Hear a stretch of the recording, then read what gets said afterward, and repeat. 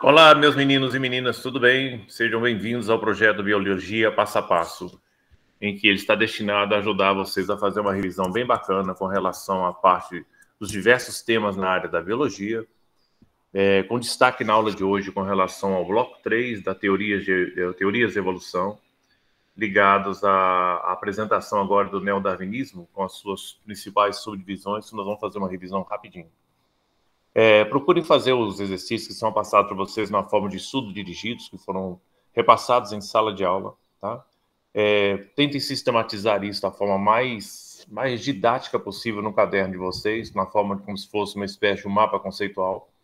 Isso ajuda muito a vocês terem uma concentração maior no conteúdo. Você não se limita apenas a ficar assistindo às aulas, mas é importante que você anote também, porque a anotação ajuda você a lembrar e dificilmente você esquece. Esse é o grande macete em relação aos assuntos ligados à área do sucesso, né, dentro dessa metodologia da aula invertida, né, que submete você a uma apreciação do assunto de forma prévia, para que você não entre em sala também boiando, né, que é o pessoal utiliza a expressão, né, na natureza aí, que é perdidinho que nem azeitona na boca de banguela. Não vale a pena isso. Então, é bom você assistir a aula inteira, você vai anotando as suas possíveis dúvidas e em sala de aula você esclarece essas questões com o seu professor, tá bom? Sejam bem-vindos, então vamos iniciar a nossa aula de hoje, né, na apresentação da parte ligada ao assunto da nossa aula de teoria de evolução. Espero que entre. Deixa eu ver se vai entrar aí direitinho. Legal. Tá? E vamos que vamos. Vamos ver se ele vai abrir, que bonitinho. Tá levando um tempo, que ele só abre, mas ele não tá passando, ó. Então, deixa eu tentar em outra trilha. Que aqui não deu certo. Vamos tentar outra tela, então, aqui, ó. Tela inteira. Compartilha.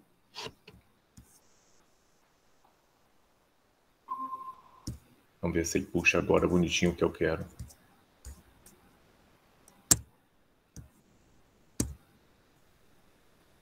Teorias evolutivas. É o que a gente quer marcar aqui com vocês. Nessa apresentação da nossa aula de hoje. Ela foi dividida em blocos, tá?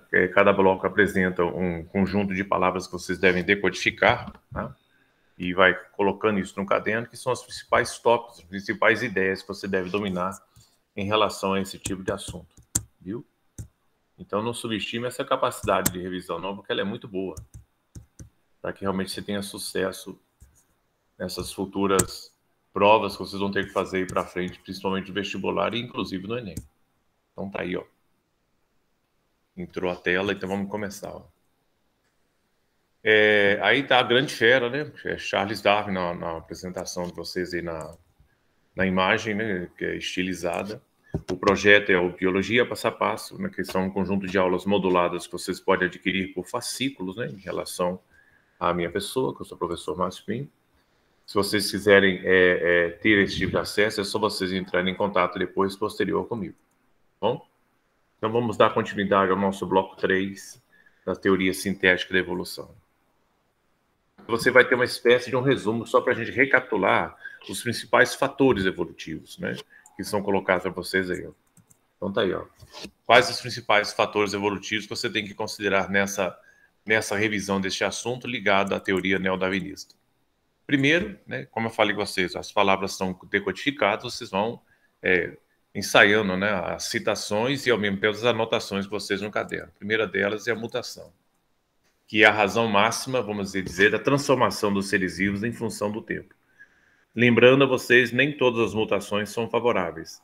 Você tem mutações que são positivas, se essas acontecerem nas células gaméticas, elas são herdadas, passadas para frente. Se elas forem negativas, ela pode colocar a espécie em desvantagem e, consequentemente, em extinção. O segundo elemento é que a mutação, uma vez vantajosa ou não, né, mas principalmente as vantajosas, ela tem que passar por um processo de ser herdada pelas células gaméticas e embaralhadas nas células gaméticas. Isso a gente chama de recombinação gênica. A principal recombinação gênica que a gente tem é conhecida como crossing over ou permutação, tá?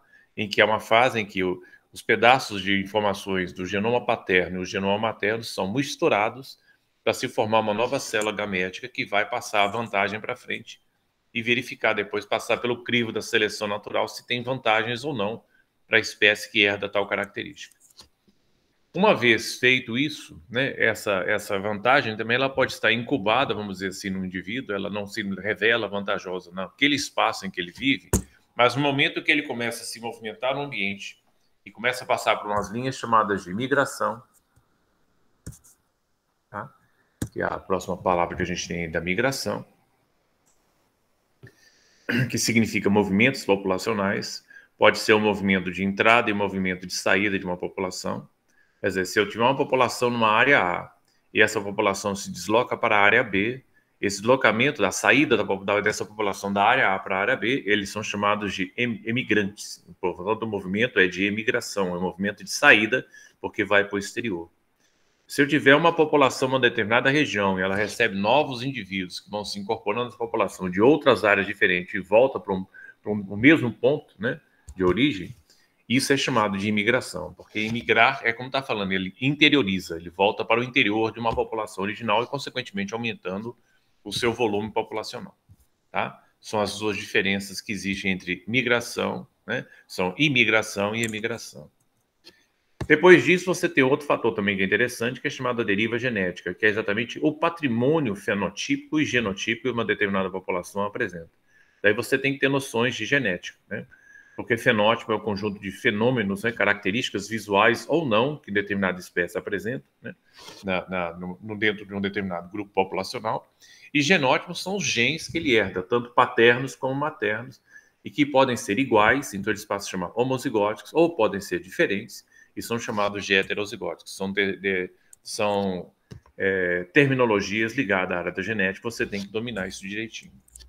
E, por fim, aí sim você tem um grande trabalho de Darwin, né, que ele é o crivo do sucesso desse indivíduo ou não, né, na área que ele está estabelecida, que é a seleção natural. Aí está o grande trabalho de Darwin, né, mostrando que o poder máximo que existe num ser vivo de sucesso numa área está ligado à palavra chamada adaptação.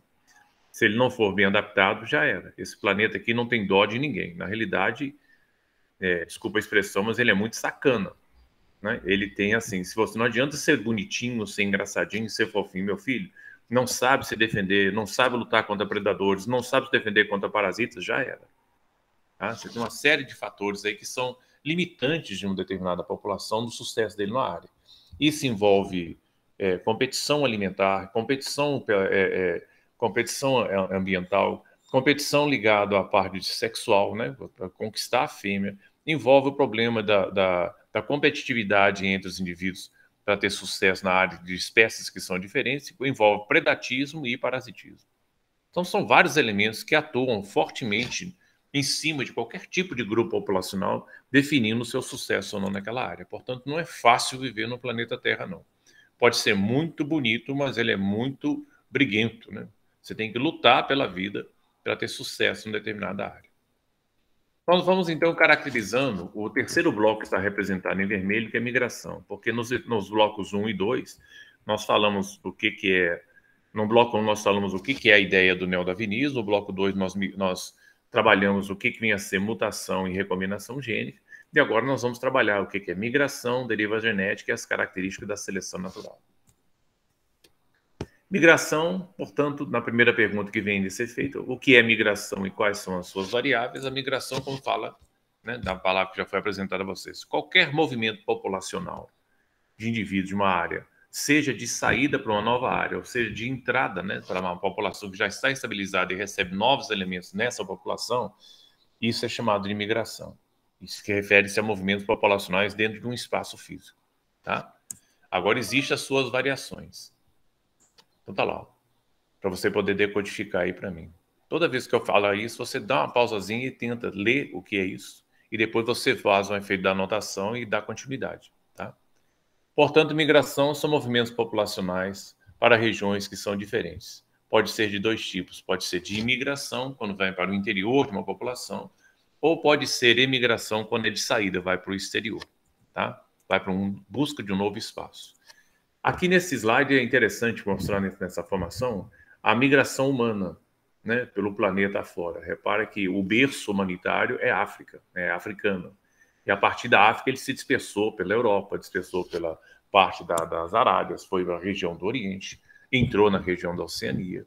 Parte dele foi em direção à Rússia, passando pelo Alasca, entrando lá em cima, né, na região Vladivostok, passa lá a parte do Alasca, adentra a costa norte, Canadá norte-americano e desce até o sul. Então, é um movimento, né, de populacional realmente expressivo, mas tendo como berço, né, humanitário, né, da humanidade, a África, né, dessa ação. Por que esses movimentos são importantes? Está aí, ó. Porque interfere na frequência gênica de uma população, seja no acréscimo ou então na redução de genes de uma população inicial. Tá? Portanto, nunca uma população que sai para um espaço novo, ele nunca leva todo um pool, toda a carga genética proporcional à quantidade de genes que existe naquela população. Ele leva apenas um pacote, então isso ocorre oscilações em relação a essas frequências gênicas. Por isso que existe esse termo, né, que nós vamos ver para frente, chamado oscilação gênica ou deriva genética. Né? Ele não consegue levar todo um pacote. E aí tem algumas variantes, algumas particularidades que nós vamos citar daqui a pouquinho. Também permite um fluxo de genes entre populações distintas, diminuindo então as diferenças genéticas entre elas. Enquanto esse fluxo de genes se permanecer ativo, as espécies se tornam semelhantes e reprodutivas. Se esse fluxo de gene for interrompido, né, e estiver submetido a uma condições naturais de mutações espontâneas, como acontecem, e são isolados por um determinado tempo, num período de milhares de anos, ou um período expressivo, de modo que essas populações não se encontram, e também não há mais esse embaralhamento, esse fluxo de gene natural entre elas, pode acontecer, então, determinadas diferenças, né, genéticas, e essas diferenças genéticas levam a um processo de um isolamento reprodutivo. Toda vez que acontece esse isolamento reprodutivo, está assim formada uma nova espécie. Tá? Então, daí a importância desse efeito. Isso é o que a gente chama de especiação. E essa especiação que o indivíduo parte, né, para outras áreas, existem barreiras que não voltam mais atrás, né, porque desse movimento, é como eu falo, movimento sem retorno. Então, a gente chama isso de especiação alopátrica, que é o tipo de especiação mais comum para a formação de novas espécies, né, que acontece no planeta. Existem outras variações, mas, por enquanto, nós vamos trabalhar, só citar essa aí. É importante estar na cabecinha de vocês. Deriva genética, então, o que vem a ser isso aí? É um fator que envolve um caráter aleatório, né, que induz mudanças na frequência gênica de uma população sem a interferência da seleção natural. Repare que ali você tem um determinado tipo de um continente, onde você tem um pool, né, de frequências de um determinado gene do tipo A, sendo que a letra A maiúscula é um gene dominante, a letra A minúscula é um gene recessivo. Quando os dois genes são iguais, são chamados indivíduos homozigóticos. Quando os dois genes são diferentes, são chamados indivíduos heterozigóticos. Tá? Isso é trabalho de Gregor Mendel, sendo que o indivíduo homozigótico ele era chamado de linhagem pura, segundo Mendel. E os indivíduos que tinham genes diferentes são chamados de híbridos, mas esses nomes, linhagem pura e híbrido, modificaram e passaram a se chamar homozigoto e heterozigoto, que é o caso assim. Então você tem um indivíduo azão, que é chamado homozigoto dominante. Tá? O indivíduo azinho, ele é homozigoto recessivo, e o indivíduo azão, ele é heterozigoto. Repare que a frequência do gene A no continente era de 0,61, você pode acompanhar por esses valores aqui na setinha. E o azinho era 0,39. Repare que eles sofreram uma emigração, foram para uma nova área e aqui colonizaram uma ilha, mas não arrastando proporcionalmente a mesma quantidade de genes azão e azinho. Repare que expressivamente que foi deslocado para a população, né, para a nova ilha formada, frequências do gene A, né, que modificou significativamente, passou de 0,39 para 0,67. E a frequência do gene azão também caiu muito, foi de 0,61 para 0,33. Então, isso é um quadro, né, novo, né, dessa predominância desses genes numa determinada área, na qual as quantidades de genes oscilam. Então, isso é chamado de oscilação gênica ou deriva genética. Tá? Nunca que uma população leva exatamente um pacote proporcional de indivíduos para um novo espaço. É sempre um pacote aleatório, né, para esse efeito. E aí vem o que a gente chama, o que vem a ser o chamado efeito fundador. Olha como é que a ideia é interessante.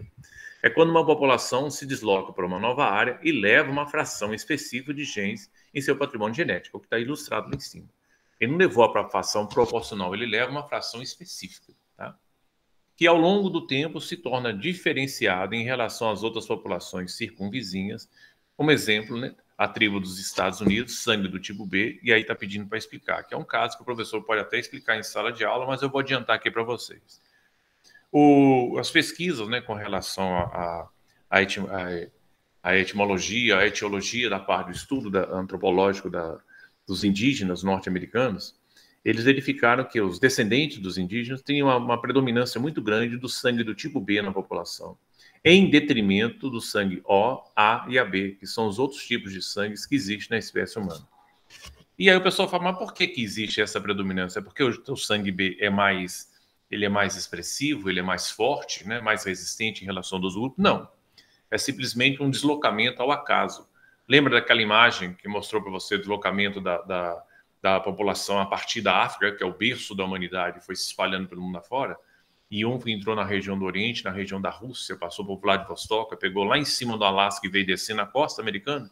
Pois é, esse grupo corajoso que saiu nessa aventura de novos espaços físicos, né, e enfrentou barreira impressionante, levou uma carga, uma fração de um determinado grupo de sanguíneo, né, da população, sendo, curiosamente, o do grupo B. Não que este grupo seja mais resistente, mas simplesmente é um sistema ao acaso. Tá? E aí justifica-se, então, essa oscilação, né, da frequência dos genes de determinadas populações, né, de um continente para o outro. Isso é o que a gente chama de deriva genética ou oscilação gênica. E esse elemento, né, que veio formar, né, que veio colonizar um novo espaço físico, carregando uma fração específica desses genes, isso é chamado de efeito fundador. Tá? Aqui você repare que, em função do tempo, repara, a primeira geração dos besouros, né, você tem praticamente uma distribuição equitativa da parte ligada à parte dos besouros que são verdes com relação aos besouros que são marrons. E numa segunda geração, dentro de um novo espaço, né, que foi colocado, você repara que você tem os besouros verdes são homozigóticos. Você repara que o par de genes que ele tem na sua constituição do DNA, né, que é essa linha que está aqui dentro aqui, ó, repara o DNA aqui dentro dele aqui, ó, ele tem uma banda que é uma esverdeada, né, que lhe confere a cor verde. E esse aqui é interessante, ele tem uma banda esverdeada e uma banda que é amarronzada. E aqui se mostra que ele tem dois patrimônios, né, genéticos, dois tipos de DNA, um heterozigoto, né, aqui são chamados heterozigóticos, que são diferentes em informação, mas o marrom domina o verde. Então ele é um heterozigoto com dominância para o verde. Com o passar da segunda geração, já começa a nascer indivíduos homozigóticos, né, dominantes, puros, aqui na formação dele. Aqui continua sendo os recessivos verdes, e aqui você tem também a mescla com indivíduos heterozigóticos. Então, a concentração dos genes de DNA que confere a cor verde, que confere a cor marrom, varia de uma geração para outra. Repare que aqui era 75 na primeira geração, né? Quando foi para o novo espaço, houve uma adaptação na área, começou a haver uma predominância dos besouros de cor marrom, provavelmente devido a pressões seletivas da área, né? O ambiente pode ser mais seco, né? E, consequentemente, por ter menos vegetação, camufla menos os besouros verdes, eles começam a serem mais predados, né, dessa população, então começa a haver uma queda, né, dessa frequência. Repare que aqui, né, da segunda geração, ele caiu de 75 para 71, né, quer dizer, há uma diminuição dos besouros verdes, e começa a subir a frequência dos genes que são marrons, né, que saiu de 25 e foi para 29. E isso pode acontecer ao longo de várias gerações, a depender da pressão seletiva que ele sofre na área. Então, ocorre, ao longo do tempo, pressões em cima das frequências dos genes, que isso é chamado oscilação gênica. Tá? É a expressão de adaptação. Vamos lá. Olha o que acontece em relação ao tempo. Você tem uma amostra de indivíduos que sai com esse pacote em busca de um novo espaço físico, né, que é uma amostragem aleatória, né, da deriva genética. Repare que aqui você tem 3 tipos de cores numa determinada espécie. Você tem o azul, o vermelho e a parte do amarelo. Aí na segunda geração começa a haver uma diminuição progressiva, né, da parte dos vermelhos. Aí ele começa a dar na terceira geração, começa a dar uma ligeira recuperação dos indivíduos, mas na quarta geração torna-se mais drástica a presença dos vermelhos, até que na quinta geração você não vê mais a manifestação do gene para cor vermelha. E a tendência, então, é que essa variação de cores, né, que existe, essa variação genética que existe na natureza, tende a um processo de homogeneização. Porque, curiosamente, a natureza detesta híbrido. Tá? A natureza tende a homogeneizar e estabelecer um padrão numa área. E uma vez estabelecido um padrão, e esse padrão se repete ao longo de vários anos, a seleção natural deixa de existir, porque ela não é permanente. Né? Ela só existe enquanto pressão seletiva até a adaptação plena do indivíduo na área. Acabou isso, ela zera. Tá? Olha como é que é interessante o caso aí. A deriva genética seria isso aí.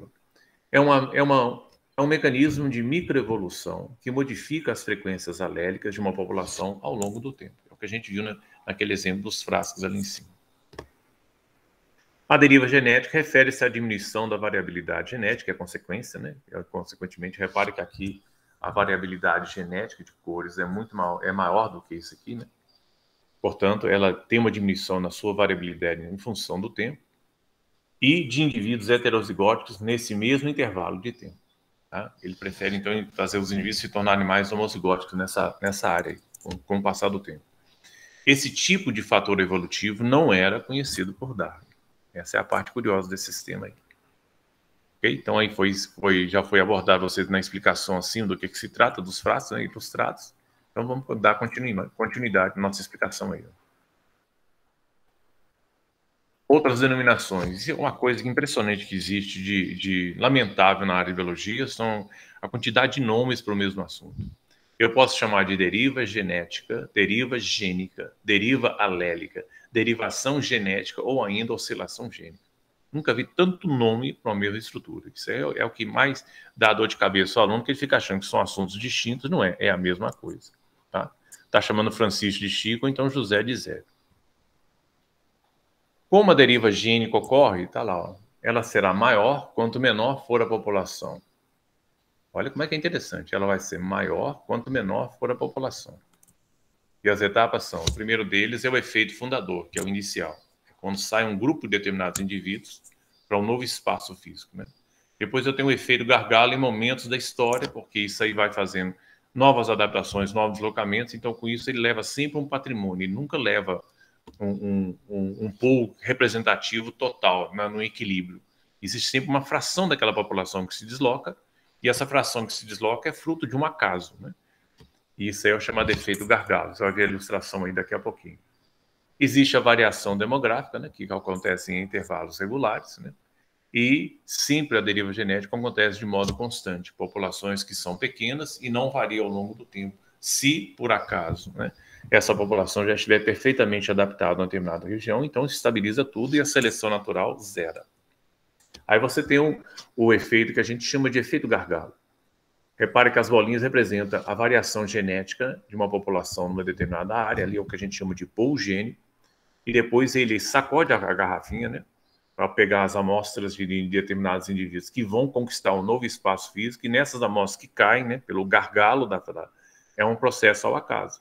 Então, repare que no copinho, né, coletado no final, ele não tem na predominância dele uma proporcionalidade de bolinhas que são azuis, brancas e amarelas. Predomina-se exatamente as bolas azuis, dando a ideia, né, de que somente existe na população bolas azuis, e o que não é verdade, porque ele só leva uma fração deste grupo. Tá. Isso é o que a gente chama de efeito gargalo. Qual é a particularidade desse processo? Tá lá. Ele pode virar um efeito fundador, porque esse grupo de indivíduos formado no frasquinho ele vai para uma nova área, mas ele jamais vai dar o inverso, porque o efeito fundador não representa o todo, né? Ele representa uma parte dos genes da população. Por isso que você não pode obter o inverso a partir disso. Tá? O efeito gargalo gera o efeito fundador. É uma nova população que leva parte de um gene para um novo espaço, mas o inverso não. Você não pode ter, a partir do efeito fundador, uma representatividade do efeito da população inicial, né, antecessora dele. Então, o efeito fundador não vai dar origem ao efeito gargalo. Tá? Vamos lá. A deriva genética aqui também é interessante, ó, o que vai acontecendo. Ela vai fazendo uma extração aleatória, né? Extração 4, extração 5. Na realidade, começou com extração 1, 2, 3, aí só coloquei mais no final, para não delongar muito, né? Nesse efeito da reposição. E foram feitas várias extrações na amostragem, né? E com isso, a concentração de variação dos indivíduos, né? Com o passar do tempo, ela vai diluindo, assim, os indivíduos a bolinhas de cor verde, predominando as bolinhas de cor clara, até que a população se homogeneiza por total no final. Tá? Então tá vendo isso aí, ó. Por um efeito amostral ao longo do tempo, na formação de uma nova população com efeito fundador, há uma tendência à homogeneização dos genes. Tá? Porque sempre essa nova população formada aqui, ó, esse efeito, ela vai sempre em busca de um novo espaço paralelo, e aí, consequentemente, ele, nessa raste, né, ele vai sempre colocando uma predominância de um determinado tipo de genes em relação ao outro. Quais são os efeitos futuros dessa oscilação gênica? Está aí, ó. Ela reduz a variabilidade genética de uma população. E também ela reduz a seleção natural atuante sobre essa população, pois como não há variabilidade genética, não há como a seleção natural atuar. Lembre-se que a seleção apenas atua nas variações, mas ela não tem poder de criar uma variação. Tá? E quem cria a variação é a mutação. Seleção natural, portanto, entra nesse critério aqui. Ó. Ela promove o aumento da potencialidade reprodutiva de organismos mais adaptados a uma determinada situação ecológica. É lógico, existe um determinado tipo de uma espécie que entra numa área, e essa espécie tem várias características que são diferenciadas. Por exemplo, vamos considerar uma situação de pasto, né? Em que você tem indivíduos que são pernas curtas, pernas médias e pernas longas. Então, quando o pasto começa a secar embaixo, os de pernas curtas vão rodar. Porque os de pernas médias e os de pernas longas podem pastar galhos de árvores que estão ao redor dele e vai comendo, e os de pernas curtas ficam mais fracos, perdem a sua capacidade reprodutiva, consequentemente entram em processo de extinção. Então, a própria natureza está fazendo o que a gente chama de uma pressão seletiva, né? Os indivíduos mais aptos. Com a continuidade de uma seca e com as dificuldades de pastagem, pode acontecer também que os galhos da região mediana, né, uma determinada área que estava em passagem, elas começam a faltar para os indivíduos que têm estatura média. E aí só começa a favorecer os indivíduos que têm estatura mais alta, que comem tranquilamente os galhos mais altos de uma determinada área e, consequentemente, fazem com que ele tenha um sucesso, né, de uma alimentação garantia. Ficam mais fortes reprodutivamente, porque não falta alimento para ele, e garante a perpetuação da espécie ali. Enquanto que os indivíduos que são menos favorecidos ficam mais fracos, perdem a sua capacidade reprodutiva e tendem a entrar em extinção. Tá? É assim que vai havendo um processo seletivo de adaptação do indivíduo numa área.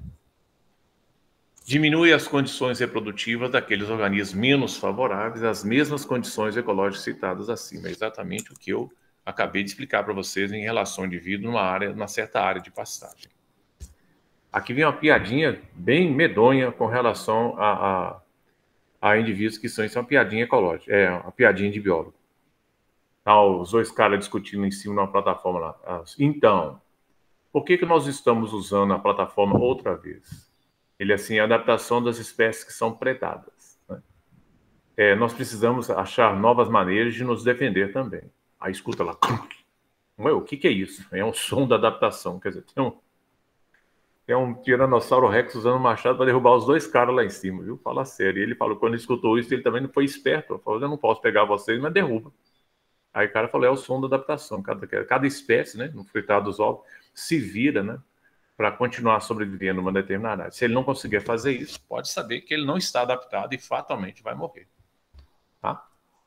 Se bem que tem um processo aqui, vocês sabem, né, desse efeito, que a idade, né, da humanidade nunca compartilhou com o mesmo tempo na parte de dinossauros. Isso é um delírio na maionese. Viu? E não fala assim, ser humano conviveu com dinossauro nunca. Esse efeito não. Qual o efeito futuro da seleção natural de uma determinada população? Aí, ó. Ela diminui a variabilidade genética de uma população, você vai ter um conjunto de características interessantes aí. Ó. Ela aumenta as taxas reprodutivas de indivíduos que possuem o mesmo genótipo e fenótipo adaptados ao ambiente onde eles vivem. E também tem isso aí, ó, uma situação que é interessante. Ó. A natureza não gosta de híbridos. A tendência dela é eliminar os indivíduos que são misturados, não, ou são heterozigóticos na natureza. Aí você tem essa imagem que já foi muito usada em questões de vestibulares. Você tem o efeito de uma população, né, com várias características, tanto fenotípicas como genotípicas, né, entrando dentro de uma determinada área. Essa área faz uma pressão seletiva, quer dizer, ela vai afunilando e selecionando os indivíduos que estão mais aptos a sobreviver nessa determinada área, segundo a palavra crivo de sucesso numa população, que é a adaptação. Então, aqui em cima você tem a variabilidade genotípica e fenotípica. Essa variabilidade genotípica e fenotípica sofre uma pressão no ambiente, sofre um afunilamento, selecionando aqueles que estão mais aptos. Tá? E aqui é a chamada seleção natural. E essa pressão seletiva torna esses indivíduos aqui melhores adaptados ao ambiente onde eles estão situados. Né? É o resumão, né, vamos assim dizer, do processo do neodarwinismo. Então, isso é o que vamos dar para vocês com relação à continuidade agora das variações da seleção natural. Tá? Nesse bloco que a gente vai entrar aqui a pouquinho com vocês, que é o bloco 4. Vocês gostem desse assunto. Daqui a pouquinho a gente vai falar a respeito dos tipos de seleção natural para vocês, tá? Estudem direitinho, peguem o que está sendo colocado para vocês em relação à parte do estudo dirigido que foi apresentado, que é apresentado a vocês neste curso, tá? Foi colocado para vocês em sala de aula também, para que realmente vocês acompanhem belezinha, né, a parte desse exercício. Façam exercício com gosto, no caderno, com capricho. Essas anotações são necessárias para que você fixe mais a matéria. Existe uma verdade ímpar nessa parte de estudo, que é assim: se você só escuta, você esquece. Se você escuta e vê, você lembra. Mas se você escuta, vê e executa, na parte assim das anotações, você dificilmente esquece. Esse é o grande diferencial em relação à parte da qualidade da educação. Você precisa ter tempo para anotar as coisas.